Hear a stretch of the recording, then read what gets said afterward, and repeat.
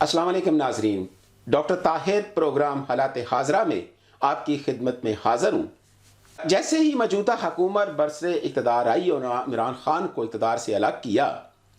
तो उसी दिन से पाकिस्तान के अंदर ये बड़ी तेज़ी से ये अफवाह थी कि, और बल्कि बहुत से तज्ज़ियाकार जिनमें बड़े बड़े नाम मैं लेना चाहूँगा, जो हुकूमत साइड के तज्ज़ियाकार थे, जिनमें आप नजम सेठी का नाम ले लें, सलीम साफ़ी है, हामिद मीर है, शाहज़ेब खानज़ादा है, या और जो थे अपोजिशन के तो थे ही, लेकिन इमरान खान की दूसरी जमात की तरफ के जो जर्नलिस्ट हैं वो तो अलग, जो हुकूमत साइड के भी जर्नलिस्ट थे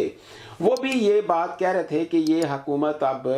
बस 24 घंटों या 72 घंटों में ये असम्बलियाँ शहबाज शरीफ तोड़ देंगे और मुल्क के अंदर नए इलेक्शन का ऐलान होगा। लेकिन मैंने उस वक्त ये बात कही थी कि ये जो मौजूदा हुकूमत है ये अपनी मुद्दत पूरी करेगी।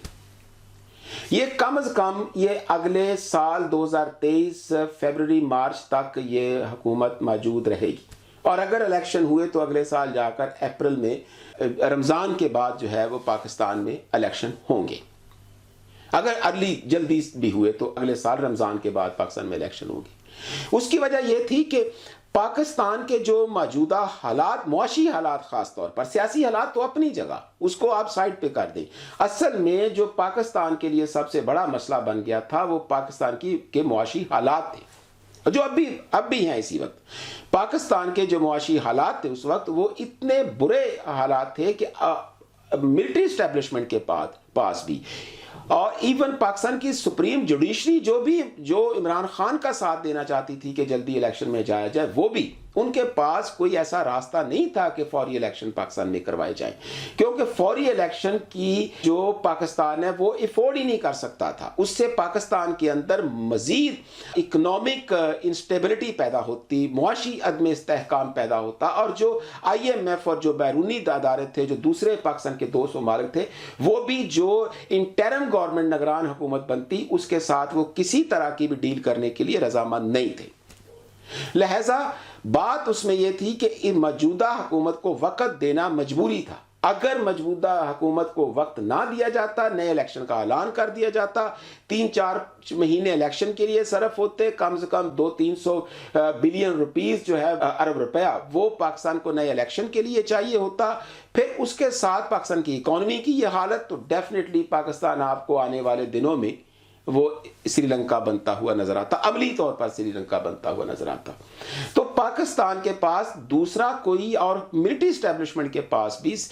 कि दूसरा कोई रास्ता ही नहीं था कि इस मौजूदा हुकूमत को कम से कम अपनी अगले साल के इब्तिदा तक इसको अपनी मियाद पूरी जरूर करने दी जाए, ताकि पाकिस्तान के अंदर कुछ थोड़ी सी जो इकोनॉमिक स्टेबिलिटी आ सके, जो IMF के साथ पाकिस्तान के मुआहदा है वो कामयाब हो सके, जो पाकिस्तान को 200 ममालिक से जो हेल्प मिलनी है वो मिल सके, क्योंकि इंटरम गवर्नमेंट के साथ तो कोई भी मुआहदा करने के लिए रजामंद नहीं होगा। तो ये जहन में मिलिट्री एस्टेब्लिशमेंट के भी, जो पाकिस्तान के मुख्तलिफ हल्के हैं उनके जहन में भी ये बात जरूर थी। और मुस्लिम लीग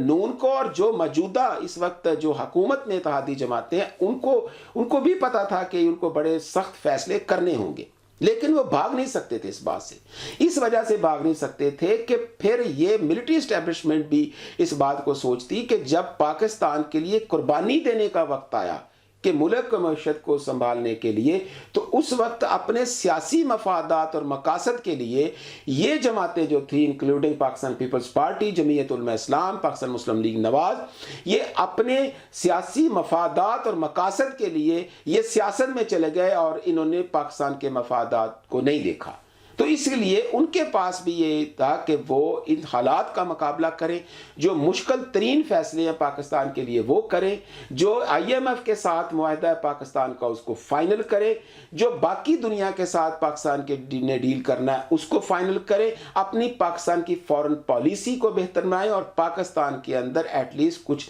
मिनिमम लेवल की जो इकोनॉमिक स्टेबिलिटी है वो लेकर आए। तो ये असल में जो रीजंस थी कि जिसकी वजह से बिल्कुल नजर नहीं आ रहा था कि मुझे तो कम से कम, मैंने इस बात को, जब कोई भी ये बात नहीं कह रहा था कि पाकिस्तान में ये हुकूमत अपनी मुद्दत पूरी करेगी, बल्कि कह रहे थे कि ये बस 24 घंटों 72 घंटों की, 2 दिन की, 3 दिन की मेहमान और फिर नए इलेक्शन में। तो मैं इन रीजंस की वजह से ये मेरा एनालिसिस ये था कि ये हुकूमत जरूर अपना मुद्दत पूरी करेगी।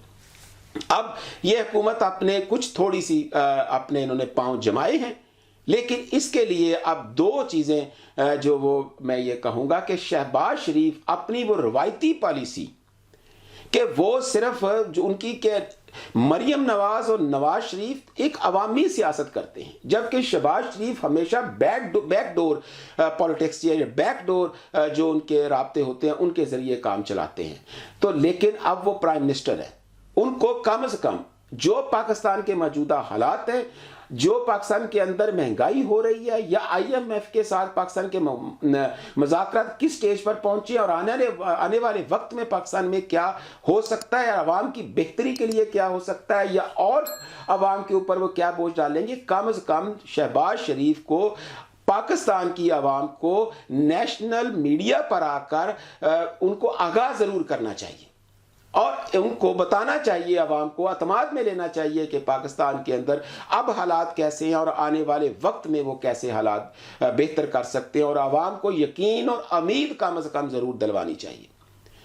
اور یہ لیکن شہباز شریف کا یہ طریقہ کار ہے کہ وہ خاموشی سے، یہ خاموشی نہیں کہ عوام سے رابطہ نہ کرے، تو عوام کو اندھیرے میں رکھ کر آپ جو کام کر رہے ہیں یہ تو پھر عوام میں آپ کے لیے نفرت بڑھتی جائے گی۔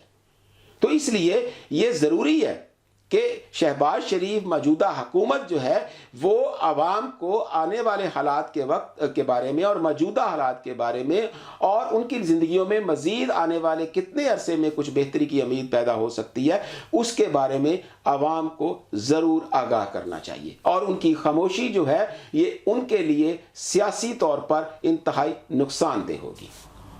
اجازت دیجیے، اللہ حافظ۔